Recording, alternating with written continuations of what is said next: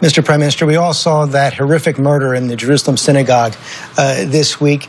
Is Israel facing a new kind of intifada?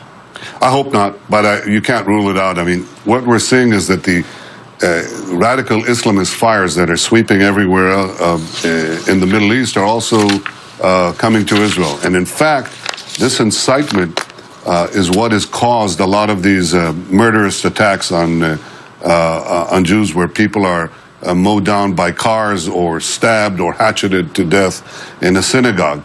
In fact, there's been incitement that says that Israel, absolute falsehood, coming from Islamist forces and also from Hamas, from ISIS, and from, regrettably, from the Palestinian Authority, saying that Israel is about to change the prayer arrangements on the Temple Mount. That's absolutely false. It's hogwash. But, you know, these people are incited by this. They then proceed to carry out their savage murders.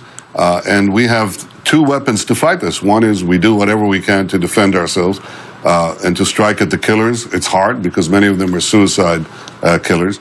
And the second thing is to stop the incitement, to fight the incitement, including the incitement that comes from the Palestinian Authority.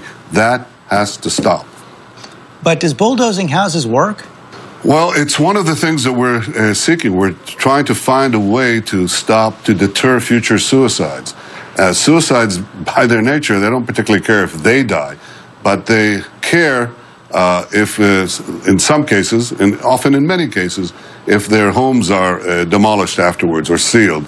That we've seen in some cases. We're looking at other means as well, but just imagine what the American public would say if you had day in and day out these terrorist coming in, blowing up people, knifing people, running down people with cars. You'd want to look for the ways that are effective to deter such future attacks, both to protect people in real time, but also to deter future suicides. And home demolitions is one of those means.